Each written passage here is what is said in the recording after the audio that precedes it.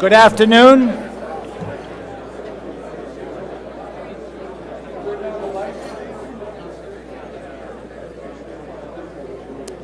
Good afternoon. We do run these programs on time, and I'm glad so many of you were able to be with us on our second rainy day in a row. We're starting to get a little worried about that.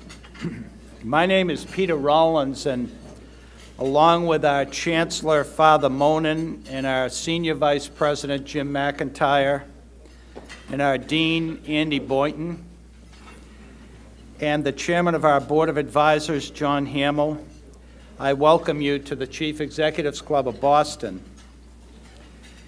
In spite of the rain, once again, we're honored to have a who's who in attendance. In fact, this attendance is so impressive, I thought we'd once again go around the room and have each of you tell us a little bit about yourselves. Seriously, for those of you who have heard that we have a regional business leadership crisis, I submit the people in this room today could solve that problem this afternoon. In addition to our private sector chairman, presidents, and managing partners, I would like to acknowledge from the public sector someone this state is fortunate to have, the President of Mass Development, Bob Culver. Bob?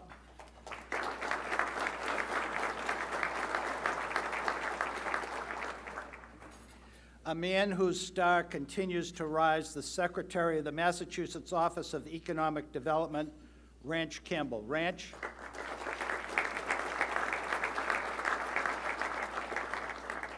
Our extremely competent CEO of Massport, Craig Coy. Craig.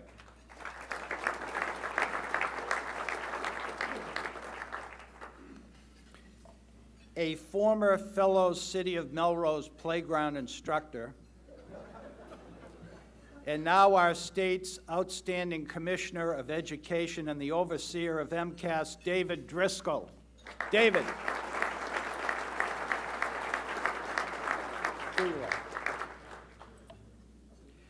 Middlesex County's high-profile district attorney, who, by the way, would make a great attorney general, Martha Coakley. Martha?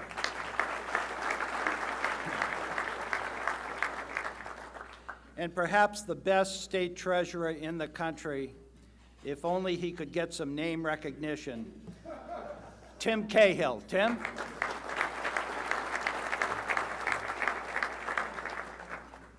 I would like also to extend a very special welcome to the spouse of our keynote speaker, Hillary Cecil Jordan. Hillary.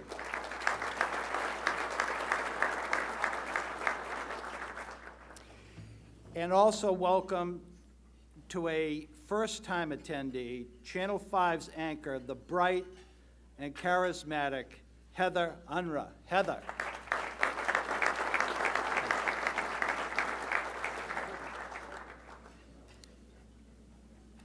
And finally, what an honor to have two individuals who have dedicated their public service to bringing this state to its highest level ever. Former Senate President Tom Birmingham. Tom?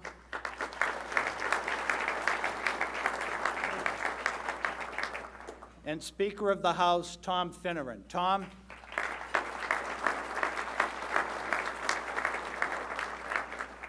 What a team they were. I would now like to acknowledge 5 companies who have joined with us since we last met on October 25th. Board leaders, High Roads Inc., O'Neill & Associates, Polymedica Corporation, and Star Point Solutions. Welcome to the Chief Executives Club of Boston.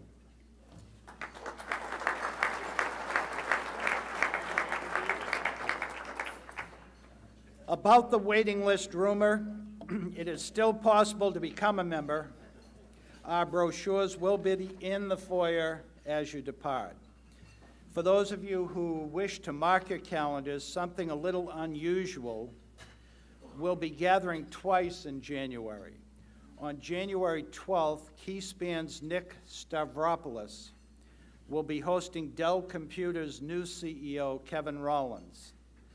And on January 25th, R.M. Bradley's Ron Dion will be hosting Procter & Gamble CEO A.G. Lafley. Confirmed for the spring are Amgen's Kevin Scherer and Disney's new CEO, Bob Iger. So we have a great future ahead of us. And now let me thank a person Sean Healy wouldn't have supported as a gubernatorial candidate, Harvard Pilgrim CEO Charlie Baker, and invite Charlie to the podium to introduce our keynote speaker.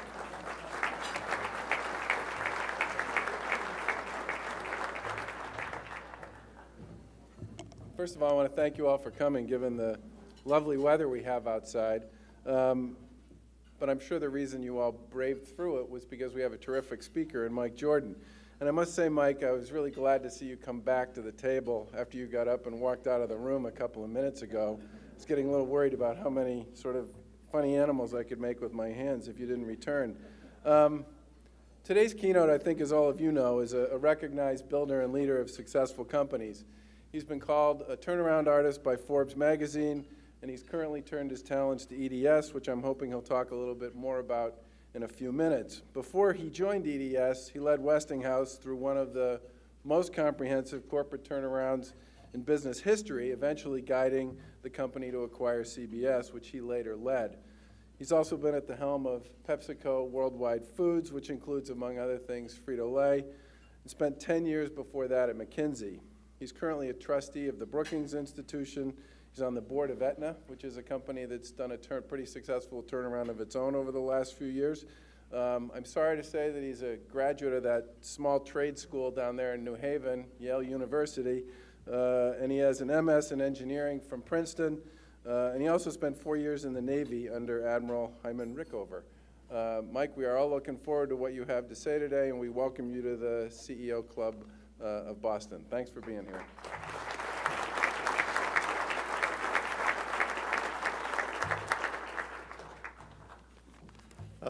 This is a terrific turnout, and whenever I get up to speak in front of so many people, I always think they got the wrong Michael Jordan. So,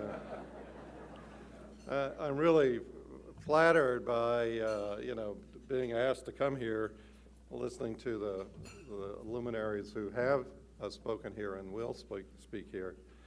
I want to make a couple of acknowledgments here for Boston. There are some people here from, I think, our second oldest client at EDS, which is Blue Cross Blue Shield of Massachusetts.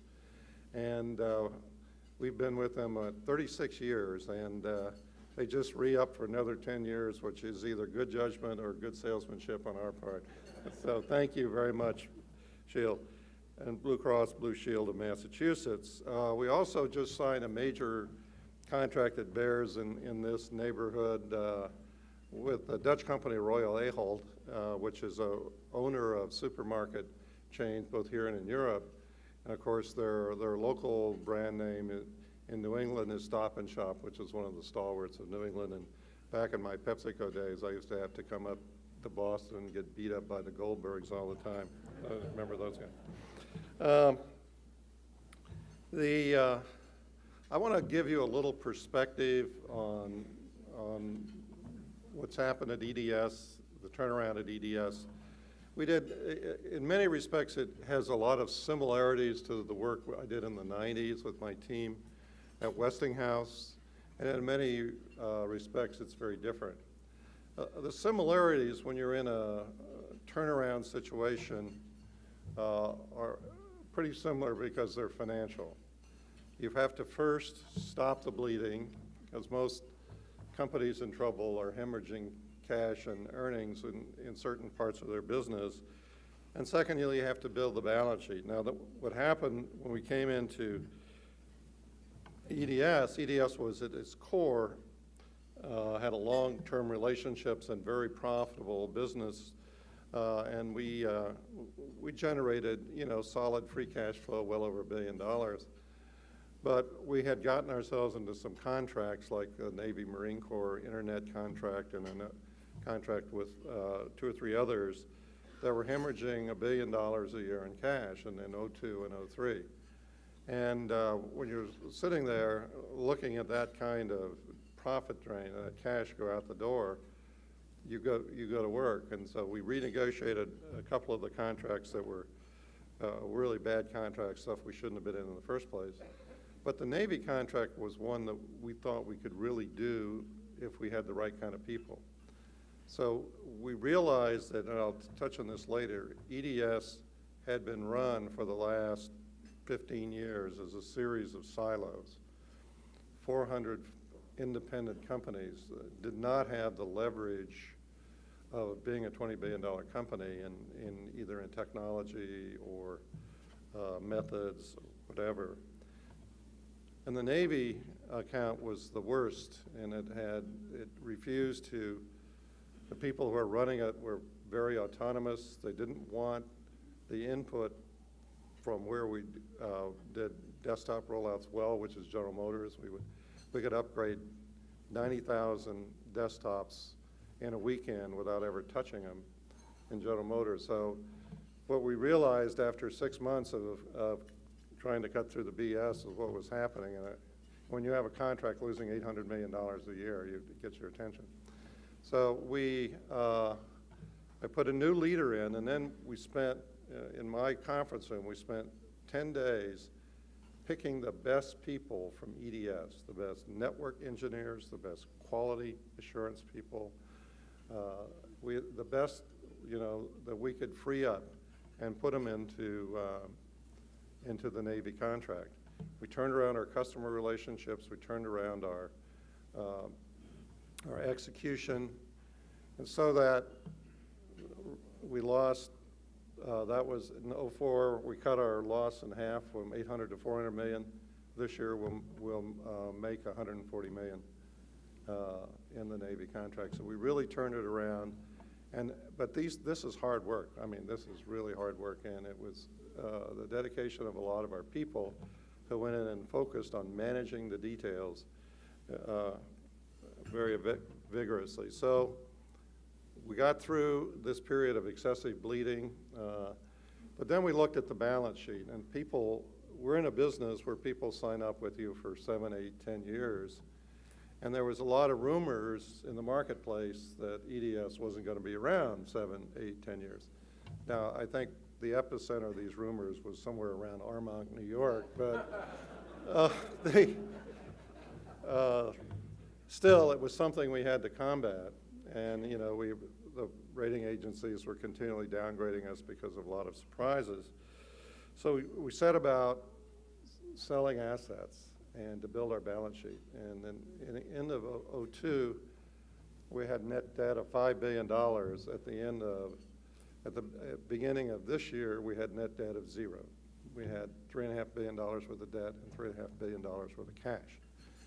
And that was able, we said, even with we didn't have to have fancy financial projections when our salespeople were confronted with the thing, well, is EDS going to survive? And it says, we got $3.5 billion worth of cash sitting on the balance sheet. Not the greatest balance sheet engineering in the world, but when you're under threat, a lot of cash is good. So that was very much what we did at Westinghouse. What was different than Westinghouse, where we made good turbines and other things, is we had a fundamental requirement to reshape our entire kind of competitive posture in the marketplace. EDS was the granddaddy of the IT services companies, would take over your data processing, mainly mainframes in those days, run it in a highly disciplined way. And it was Marine Corps precision. As a matter of fact, we had those, even the EDS people in the audience will remember the old days. The security force at EDS in Dallas were a bunch of retired master sergeants and Marine Corps gunnery sergeants, with patent leather 45 belts on them. And you didn't mess around at EDS. We lost that kind of discipline over the years. In fact, when the company was bought by, Ross sold his company to General Motors in '84, he thought he was going to come in and reform General Motors. Well, you know, he and Roger Smith had their falling out, and EDS became General Motors, you know, highly bureaucratic, highly decentralized. And so, as I said, we had 400, each of our 400 accounts operated more or less autonomously, trying to do the best job they could for their clients. When they got in trouble, and I said, we need some technical help. Don't stick your hand up because you're not going to get it, you know, because we'd wiped out all of those kinds of people. So our goal was to take what essentially was 400 different ways of doing the business, focus in on much more standard processes, procedures, ways of doing business, ways of delivering services. Key to that was developing a different technological vision for the company. Basically, EDS had prided themselves in going into a client, whatever they had in terms of hardware, software, we'll run it better. And the euphemism was your mess for less, right? But what we realized that in a rapidly changing world of a more aggressive technology, productivity, that this wasn't going to work. And besides, the cost of complexity was eating us alive. We had to support 250 separate major software platforms. So we devised a new strategy built around providing highly standardized infrastructure framework of hardware, software that would provide seamless end-to-end solutions on desktops, servers, communications, and the idea was going from essentially a job shop, which was what we are, 80% custom, to a manufacturing organization with 80% standard. And that only brought better cost to our clients. It also brought speed of implementation because you don't have to write a lot of new code. And it's much more reliable because it's tested, proven, all the major components. So we call this the Agility platform. It enabled major enterprises to become very agile, to start to consolidate databases, take out a lot of the variability. The key part of that was to make some bets in technology, to select a handful of very important hardware and software players that were going to be our preferred providers. And the idea for this, we call it the Agility Alliance, the idea for this alliance actually came at the Four Seasons here in Boston. I'd been here about company about a month, and I was visiting some of our major vendors and our partners, and I had a cup of coffee with Joe Tucci, who runs EMC here in Boston. And so Joe scratched out a napkin. He said, you know, IBM is starting to bundle all their stuff together and sell it as a package, almost going back to the 1970s. We can do, you can do that with us. We can be the virtual IBM, and it was his words, the virtual IBM, except we got the good stuff, right? We got the best of breed technology, and that was the beginning of our Agility Alliance, which is very, very deep after 2 years. You know, they share with us their forward product plans. We were built, in our first engineering center for the Alliance, they have 20% of the people are their employees. So it's very deep, and it's become, as we've approached clients in head-to-head competition with IBM, they look at what we're bringing to bear and versus what IBM bringing to bear, and that's it's a powerful sales tool because I said, you know, EMC in storage is better than IBM, you know. Our software suppliers, you know, with Dell in there. So this became a very powerful tool for us. A second part of our strategy was to bring greater value added to our clients. When I came around and visited CEOs in the first month, and I asked them, what do you think? Bill Van Fossen, who was running the Blue Cross Blue Shield, and he said, you guys do a great job, but you don't bring us anything new. You know, you run stuff. And so our goal, again, to be to figure out a way to bring greater value added to help our clients run their business better. And one of our key planks that we're building our business on is something called legacy modernization, because all of you who run large enterprises are frustrated by your investment in IT.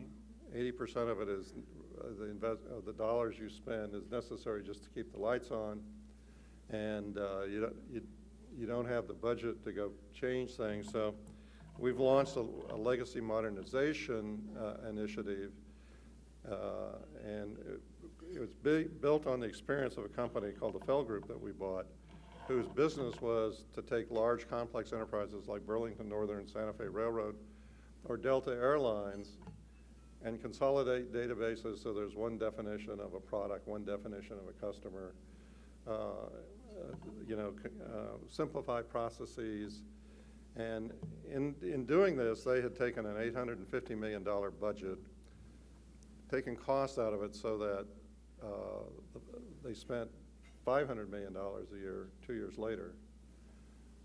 But of their spending, 50% of it was available to spend on new things versus the 10 to 20% that they had before.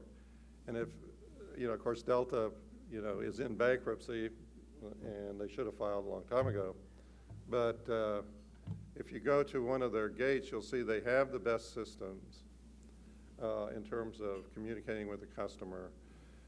If you come to in on one of their planes and your gate is full, unlike American Airlines where you'll sit there for 40 minutes, they can go to the next gate because everything works together to bring all the services together at a gate.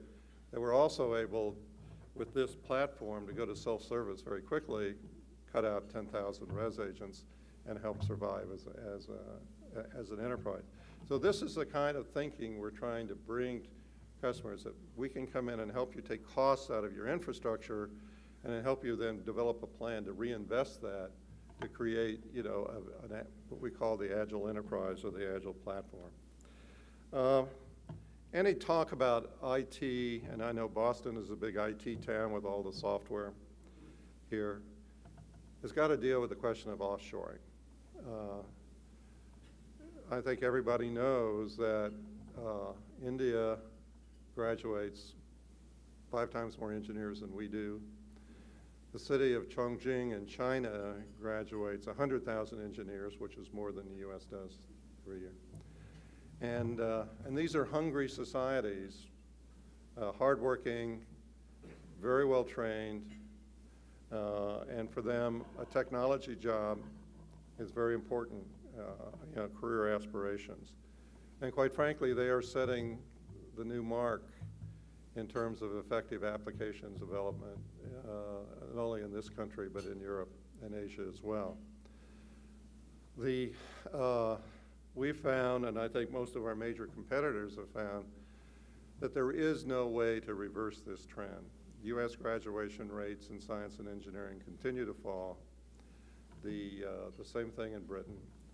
And therefore, you really have, any commercial enterprise really has to take advantage of high-skilled, high-quality resources at a much lower price. Now, our approach is to say, rather than turn the whole business over to them, if we're at General Motors working on their supply chain, we want to retain, because of our knowledge of the systems and the business, control over the design requirements, and to farm out the coding and testing in more commodity-like environments, but retain kind of the business leadership. And I think that is the way, as you look at the broader challenges for the American economy in an offshoring world, that is really the key. We have to be able to retain the entrepreneurial and business leadership and be able to draw on the resources of overseas, whether it's China in manufacturing or India in applications development or monitoring, because the skills are there and it's just better. And we have to adapt as a country and as an economy to the fact that there is a lot of competition out there, And the only way we're going to retain our leadership is through business leadership, our access to markets, our business planning, our product and technology insights, and our access to capital. And I think that is the key for, I think, every developed economy, but especially for this one going forward. I mean, there's a lot of potential government interference now, which is worrying. There are bills in every state legislature every year about offshoring, banning government work. And none of them really pass, but they certainly keep a lot of those jobs on shore.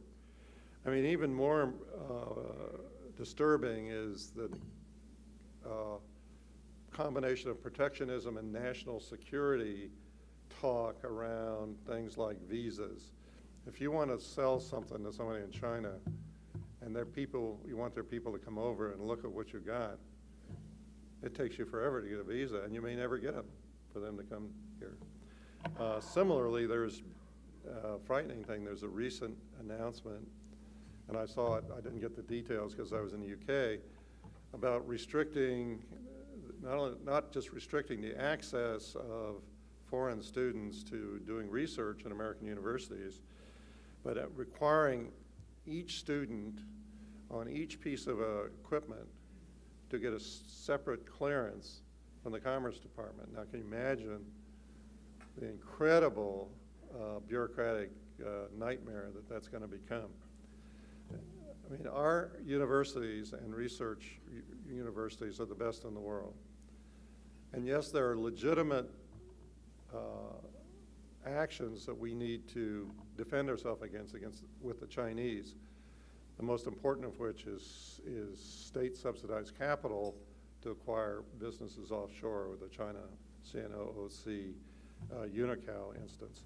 But this really isn't one of them, to turn down a Chinese national to work in a laboratory using 10-year-old integrated circuit equipment is just foolish. And it doesn't do us the kind of justice as a nation that we should have. I think we have to recognize that this is a much more competitive world than it was 10 years ago.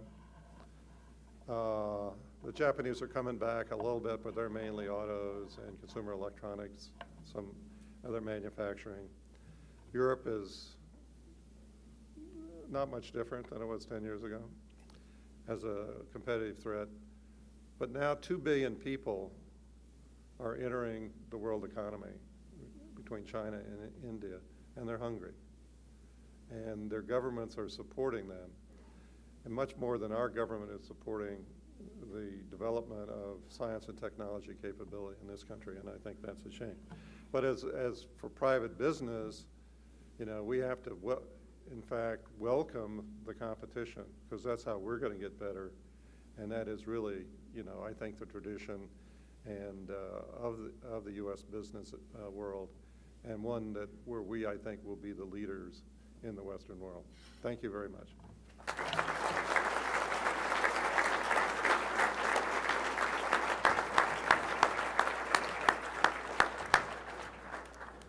Mike has said he would entertain a few questions if people have them. I have a list of about 20 that I'd like to ask. There was a lot of substance in that. We have microphones that we'd like you to use. Sir, right there. Just say who you are and where you're from, too. Something's going. Hello? Switch. Yeah, switch. It's on. Michael, could you elaborate a little bit more on how you choose the various outsourcing countries and points, how your company chooses them? Yes, we have today about 15,000 people in what we call cost advantage locations, and that will probably double in the next 2 years. A lot of it is language, because we use these people for call center work, because you can get a graduate engineer to do technical call center work for half the price of a high school dropout in North Dakota. So we we choose India to do a lot of the high technical work, applications, writing software, because they have tremendous training and skills, and they have a whole industry growing up of very powerful countries. In Europe, we look to Eastern Europe, especially to support languages that, like German, because we have a large operation in Hungary and Czechoslovakia, and they have large German-speaking populations. If you go to the Far East, we're looking to develop capability in Dalian province, which is sort of next to Korea up there, in Manchuria, which was occupied by the Japanese, for many, many years, and has a large Japanese-speaking population. In Latin America, we have 5,000 or 6,000 people. In Brazil and Argentina, using Spanish mainly, but Portuguese. And we have high-quality people in Brazil that cost about what they cost, quite frankly, in India. We even have a software development factory in Egypt that is, obviously the Egyptian government is, I think. So we are balancing this. We will build China quite heavily over the next 2 or 3 years because the Chinese are interested, and as a trade-off for getting business with their state-owned enterprises. So, I mean, that's it. But you're looking basically for the quality, the training, and the language skills. The problem with India right now is the turnover is so high because it's so competitive. So we will ramp India, but we'll ramp other places in parallel. Other questions? Yes, in the back.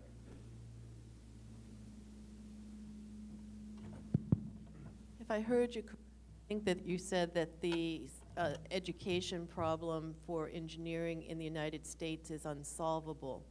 I don't think it's unsolvable, but it's been pretty intractable. It is. I agree with you, and it's of significant concern to me personally because I work in the biomedical field, have engaged in a number of projects to try to improve science education in this state. I'm wondering if you have any ideas on how this country, because it seems pretty fundamental to me that this does need to be turned around, and any ideas that you have on how it can be turned around. Well, I think the best experiences of people who've examined this problem more deeply than I is, sciences and mathematics are hard, and if you don't get kids in the 3rd, 4th, 5th grade to be interested in the impact and the insight and the knowledge that they can generate by being in a scientific, as you get into junior high school and high school and they get caught up, in social studies and all of the other things. And, a lot of people go to college, and wanting to be engineers, and it doesn't last. They don't last a year. And I think we just need a higher, because it's hard. I mean, it's basically hard. And the temptations in our society is, gee, I'd like to be an investment banker, or I'd like to be an independent film director, or, and yeah, right. So, and all this stuff about starting at the bottom and grunging your way up is pretty tough. And I think we have a generation issue with today's kids coming out of college because they don't want to do the things that many of us did, because I'm at least a generation before that even, going to work in companies, sweating it out in the 3rd shift as a supervisor. That doesn't appeal to kids, and I think it's we got a real problem. I mean, the only thing that is a saving grace is venture capital, because people can go do things and make a lot of money. So, 1:30. We could take maybe one more. I think that you may have answered the part of my question with your last answer, but I want to repeat it and ask you the second part. If the president, this president or the next president, asked you to lead a group, a task force, to create a blueprint or a plan for good jobs for the next generations to come, what would be some of the points in that plan? And second question is, do you as a leader, a business leader, feel a responsibility to address a question that where it looks like the tide has gone out and the future is dim in terms of job creation, good job creation for everybody? I make 2 points to answer that in 2 ways. If you look at the employment statistics, the shortage of really skilled people, whether they're, skilled machinists or really skilled technicians, there's still a major shortage of really well-trained people in America. And I think some of this is sort of below or parallel post-secondary education. But I think we have to recognize that not everybody is going to fit in a university background, but we need to boost our sort of non-university skills training, because there is still a tremendous shortage of those. Secondly, I think we have tremendous sociological problems. The minority communities, the Black and Hispanic communities, their participation in science and engineering is way underrepresented. Same thing in females. And